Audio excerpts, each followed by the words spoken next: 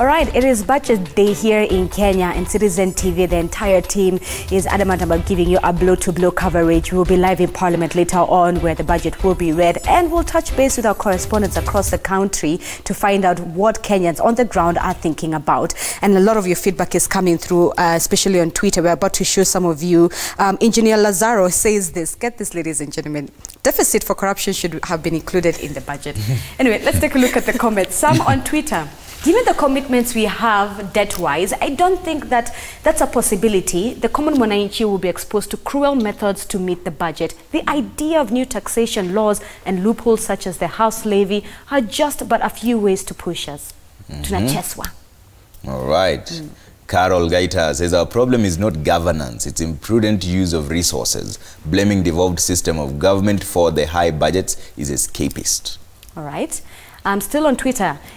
Griffins, you say it's a shame for a country like Kenya to have an annual budget of 3.02 trillion. What this means is that we are in a crisis we may not be able to escape.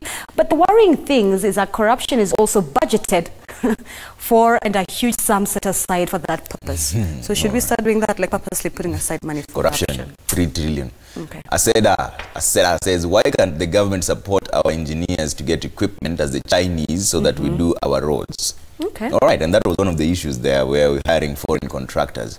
Davis, you say the reason we are budgeting and spending recklessly is unlike household budgeting, the people in charge of the government budget think they are not spending their money. Sam says the budget is too high for Kenyans. Street. Period. Period. All right, and there's another one, Silverstone Makanda, who's a commercial lawyer, says the idea that counties are not viable is a fallacy. Can we say that Kenya is not viable because the national government cannot meet its revenue targets? Do government agencies exist to be viable or for service delivery? And he's saying that revenue collection is a primary function of the national government, not counties. You're the one who had mentioned but about not exclusive function. Counties not being viable. The primary function, but not exclusive. The counties are supposed also to generate some revenues on their own. And they must be innovative. Yeah, really. But in countries with successive devolution, federal states and so on and so forth, states really collect revenue and make money, you know. Honorable Ndai, there's a stalemate as we speak. The county revenue allocation division, there's a committee meeting. I think they're meeting in the next 1 hour. The meeting was supposed to start at 9. The senators are saying this budget should not be read at all because they've not agreed on how much should go to the county. Is that a possibility? Can we stop this wheel at this particular point, or is it too late? First and foremost, that stalemate is very unfortunate.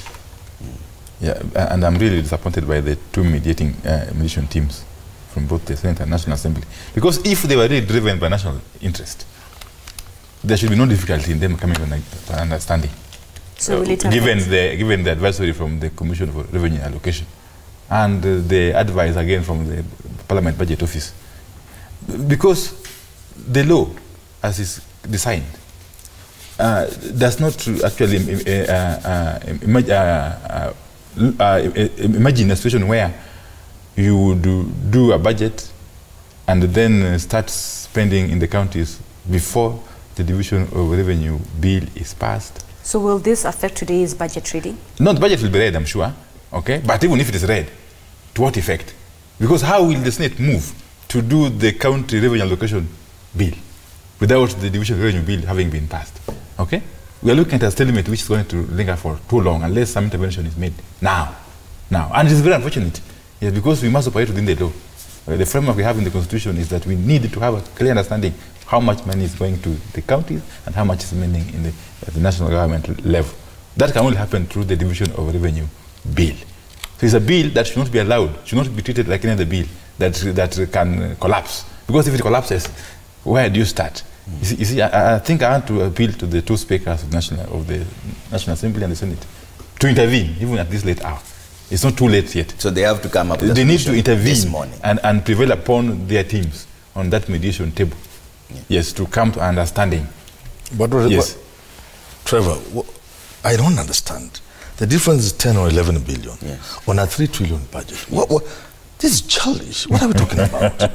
What are we talking about? If Senate was pushing for an additional 50, 80, 100 billion for I would understand. But 10 billion?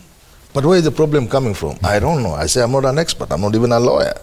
But the interpretation from the Supreme Court, in my opinion, was wrong. This revenue issue is a National Assembly cake deal. To bring in the Senate was a big mistake that was sanctioned by the Supreme Court. Because if you, my reading of the Constitution, allocation of revenue is a responsibility of the National Assembly. Because, like he says, who would have imagined a situation where there will be something, a shutdown? Seriously, yeah. Or a simple thing like now a bill lapses and therefore you have to wait like for 6 months or do a lot of gymnastics. Yeah. The problem was introduced by those who brought Senate through the back door into this business. My reading of the Constitution is that the Supreme Court was wrong to insist that Senate should have been involved in this thing. Okay. And that's where the problem is. Now they can see, supposing this stalemate goes the way he's saying. And you know, we can't allow things to work like that by not understanding the Constitution and not reading it well, and by the courts not making it any better. Honestly, I have a problem with our courts. When I look at the standard, I'm seeing the high courts latest word on abortion. I'm wondering what is all this. It's confusion. Okay. Binde, what do you think? Because this issue, it's a difference of 11 billion, if I'm not wrong, because the senators want 327, the National Assembly is proposing 316. Yeah. I think I'll agree with Prof. It doesn't, there's no materiality in terms of the sum, and it seems that as though it's more of a power play. But then I think by the end of the day, the budget will be read. Whatever the consensus will be, whether they will get the full sum that they're going for or not, I think it's more of a power play and people trying to show their hand, and whether it's right or not, I don't know, but I know for sure the budget will be read by the end of the day. All right, there's something we wanted to stick to before we wind up, this big number in red. And specifically for Robert. So, Robert, you're the tax expert here. He's in a red tie. Another red tie. So 607.8 billion, and we had earlier say that KRA has missed hitting their target revenue for 9 times in a row. So are we expected to see this deficit grow next year, the year after, and so forth? And what does that mean for Wanjiku? Yeah, certainly. I mean, going by that trend of missed revenue targets, KRA is likely to miss the very aggressive target, if you ask me. So that number there is likely to go up, possibly by now 200 or so billion. Now, what that means is that government either has to borrow more or tax you more. And this is one of the reasons why we are saying that we need to actually seal these loopholes. And this is why earlier on I was talking about, let's pay the pending bills, but ensure that you tax these guys properly and we get a bit of that money back. But that aside, we also, you know, I was just talking earlier on today about the imports. And you remember the problem we had around delayed imports clearance. Why? Because somebody imports a container and declares that it's full of needles, but when it's opened up, it's got a top-of-the-range vehicle. I mean, why would anybody want to do that? And this is why I'm saying people actually need to pay their taxes, and KRA needs to relook at how they are going to reach out to all these people who are not paying taxes. If you look at the press, they're talking about 4 million registered taxpayers. We've got 18 million voters. So you tell me, who's fooling who here? Because all these guys should be paying taxes. But unfortunately, what's going to happen is that because there's no headroom to tax people on income, we're going to tax consumption. Do you have confidence on James Mburu, the new man at the helm? Yeah, he's definitely a new broom, and I can tell you we'll see changes. That's something. I wanted to just have a quick comment on that. If it actually goes up to 800 billion or a trillion or whatever number, then you have to consider that your interest rates are going to go up, because an element of that will have to increase the domestic borrowing, and inflation will go up. You're going to be taxed more for the next 1 year. So if you're talking to the Mwananchi, what you're saying is it's important for you for the next year or two, try and save more. Consume less. Be very careful if you're going to go and take out debt, because certainly the element of the rate cap, if it doesn't come back today, it will come back sooner or later.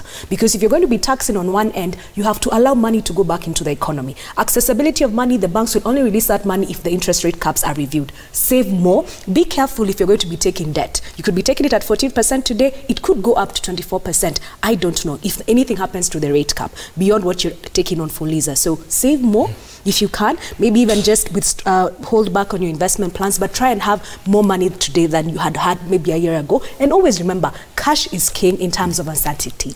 Okay, she said it. Save more, Trevor. Save more. Save more. Stop the police account that you have. No, it's not going for burgers. Save more. Ladies and gentlemen, we have to leave it there. Thank you so much for making time for us. Professor Aman Manyora, political communication strategist, and Mbithe Mwema, investment analyst in Fallible Group. Thank you so much for coming in. Honorable Pio Wandai, MP Gunja, and Chair Public Accounts and Investment Committee, and Robert Warwiro, Tax Director, KPMG. Sante Sana, the tax man. Yes, wearing red. Yes, wearing red, like the deficit we have, and he says it's going to go up. All right, so let's take a quick break here. When we come back, Willis Raburu will be doing having breakfast tips, but on a budget. But on a, it's we good agreed for him. At this strong it has to be on a budget today. Yes. Especially now that they're on Gong. All right, we'll be right back, ladies and gentlemen. You're watching Daybreak.